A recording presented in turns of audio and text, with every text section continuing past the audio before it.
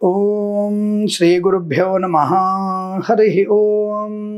లక్ష్మీం క్షీరసముద్రరాజతనయాం శ్రీరంగదామేశ్వరీం దాసీభూత సమస్తదేవవనితాం లోకైకదీపాంకురాం శ్రీమన్మందకటాక్షలబ్ధైభవత్ బ్రహ్మేంద్ర గంగాధరాం త్వాం త్రైలోక్యకుటుంబినీం సరసిజాం వందే ముకుంద ప్రియాం. అందరికీ నమస్కారం. గత ఎపిసోడ్లో మనము దుష్టశక్తి గురించి చెప్పుకున్నాం కదా. ఈ వారంలో మనము దైవశక్తి ప్రతిఫలాలు ఉంటుంది. ఇక్కడ చిన్న మీకు ఎగ్జాంపుల్ చెప్తాను, అంటే కొంతమందికి అర్థమవుతుంది అనుకుంటాను నేను, కొంతమందికి అర్థం కాకపోవచ్చు. సపోజ్ మనము మన సేవింగ్స్ అకౌంట్లో ఒక 4-5 లక్షలు పెట్టామనుకోండి, ఇంట్రెస్ట్ ఎంత వస్తుంది? 3 నెలలకు ఒకసారి ఒక 400-500 ఇస్తాడు.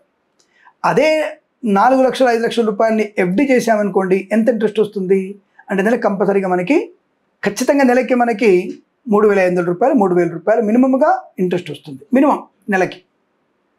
అదే మనము 5 సంవత్సరాలకి వడ్డీని అంటే ఫిక్స్డ్ డిపాజిట్ చేసామనుకోండి, ఫిక్స్డ్గా అది మనకి నెలకి 4,000 రూపాయలు వస్తుంది. 12 నెలలకు ఒకసారి అది మనకి అకౌంట్లో అంటే ఈ అసలు అకౌంట్లోకి జమ అయిపోయి ఎఫ్డి మళ్ళీ ఇంట్రెస్ట్ పెరుగుతుంది.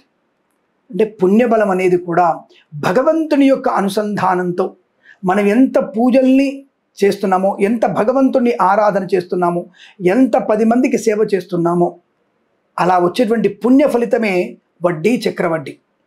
అదే మనము ఇదే అమౌంట్ని ఎఫ్డి చేసి మనం ఒక 90 అంటే 300 లక్షలు మనం లోన్ తీసుకుంటే ఎంత ఇంట్రెస్ట్ తెలుసా మీకు? 2 రూపాయలు వడ్డీ పడుతుంది. 4 లక్షల రూపాయలలోంచి 300 లక్షలు తీసుకుంటే మనకిచ్చేది రూపాయి చొప్పునైతే మన వాళ్ళు కట్టేది 2 రూపాయలు. మన డబ్బుల్ని మనకి ఇవ్వడానికి 2 రూపాయల వడ్డీ కట్టాలి. మనం గుర్తుపెట్టుకోండి, 2 రూపీస్ వడ్డీ కట్టాలి. అలాగే మనము పుణ్య ఫలితం అనేది వడ్డీకి చక్రవడ్డీ పెరగడానికి చాలా టైం పడుతుంది. పుణ్య ఫలితం పొందడానికి చాలా కష్టపడాలి. అదే పాప ఫలితం పొందుకోవడానికి మన డబ్బుల మీద మనం లోన్ తీసుకొని వడ్డీ ఎక్కువ కట్టినట్టు అనమాట.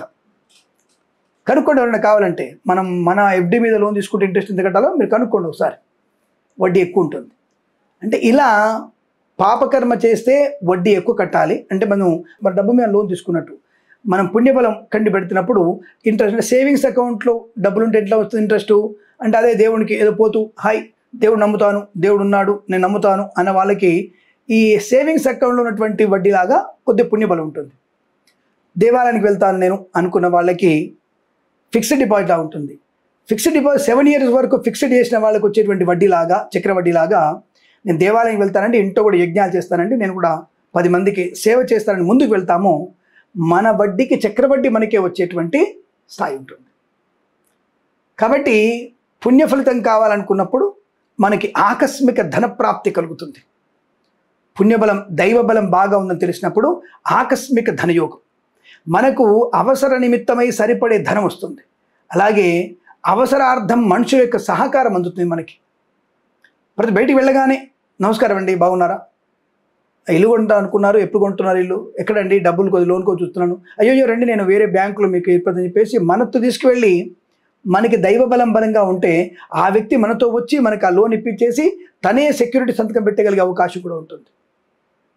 అది మన అదృష్టయోగం, దైవత్వం అలా ఉంటుంది. అంటే దైవం యొక్క బలం మన బలంగా ఉన్నప్పుడు ఈజీగా పనులు అయిపోతుంటాయి. మనం ఒక హాస్పిటల్కి వెళ్ళాం, ఒక డాక్టర్ గారు ఈ టెస్ట్ చేసుకోండి అని చెప్పారు, గొంతు నొప్పి అని చెప్పాం. ఆయన టెస్ట్ చూసి లేదంటే మీకు 2 సైడ్లో అవి గవద బిళ్ళలు ఉన్నాయి, మీకు టాన్సిల్స్ ఆపరేషన్ చేయాలంటాడు. సరే మన దగ్గర డబ్బులు లేవు కదా అని చెప్పేసి ఆగుతూ 3 నెలల తర్వాత వెళ్ళాం. దైవబలం బాగా వచ్చింది. ఇప్పుడు వెళ్ళగానే ఆ డాక్టర్ గారు లేరు, ఆయన సీనియర్ డాక్టర్ ఉన్నారు, లేదా పక్క డాక్టర్ ఉన్నారు. ఆయన చూపించాం, అయ్యో పర్లేదండి ఈ టెస్ట్ రాయించుకోండి ఒకసారి అని చెప్పాము. ఎక్కడయ్యా మీకు ఆల్రెడీ తగ్గిపోయింది, గవద బిళ్ళలు తగ్గిపోయినాయి, ఆపరేషన్ అక్కర్లేదు, మందులు వేసుకోండి తగ్గిపోతుంది అంటారు. అంటే వైద్యం అదే, నిజంగా చెప్పాలంటే మనకు గవద బిళ్ళలు ఉన్నాయి, టాన్సిల్స్ ఆపరేషన్ చేయాలి. కానీ మనం పుణ్యబలం వల్ల రోగ నాశనం అయిపోయింది. అది భగవంతుని మీద మనకున్నటువంటి ప్రేమ, భక్తి, విశ్వాసము, నమ్మకంతో రోగము నాశనం అయిపోయింది. కానీ నిరంతర భక్తి ఉండాలి, తద్వారా మనకి రోగం కూడా మాయమైపోతుంది. ఇక ఇరువైపులా మనకి మధ్యలో ఉన్నాం, ఆ వైపు ఈ వైపు శత్రువులు ఉన్నారు. బయటికి వెళ్తే బండి ఎక్కడ పెట్టామని వీడు గొడవ, ఇక్కడ ఉమ్మేసామని వీడు, నీ చెట్టు మించి ఆకు రాలిపోయిందని చెప్పేసి వీడు గొడవ, నువ్వు బయటికి వెళ్తున్నప్పుడు పొగ నా వైపు చెప్పేసి వీడు గొడవ. తెల్లార్లు లేస్తే వాడితో వీడితో గొడవలు అవుతుంటాయి.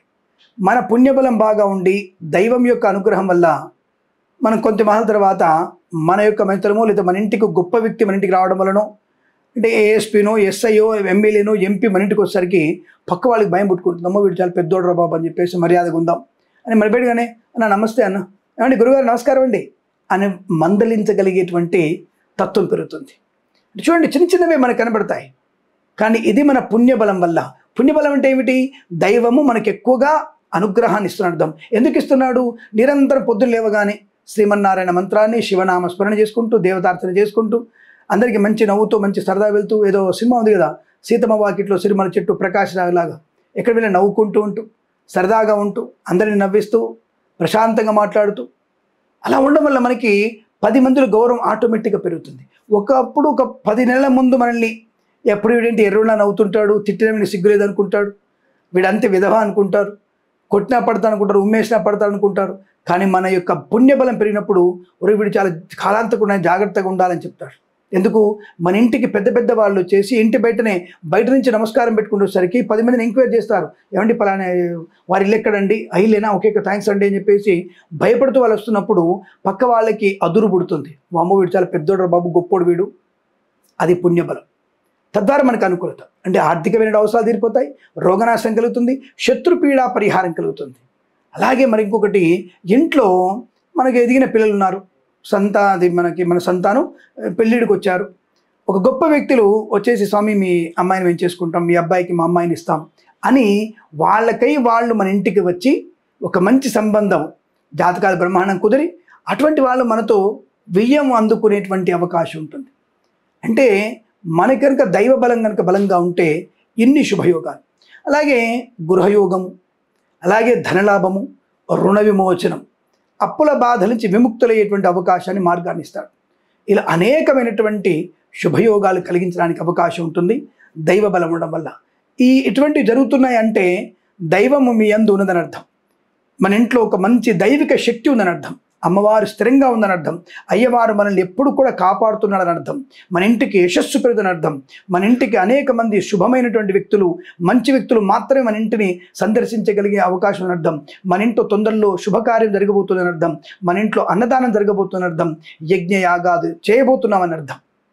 ఇవన్నీ జరుగుతున్నాయంటే ఖచ్చితంగా దైవత్వము, దైవం యొక్క కృప మన ఇంట్లో ఉన్నది అని అర్థం. కాబట్టి ఇటువంటివి జరుగుతున్నాయంటే ఎక్కడ వెళ్ళినా సుఖము, శుభము, ఆనందం, ఐశ్వర్యం కలుగుతుందంటే తప్పకుండా మనకి ఇంట్లో ఏదో దైవిక శక్తి బలీయంగా ఉందని అర్థం.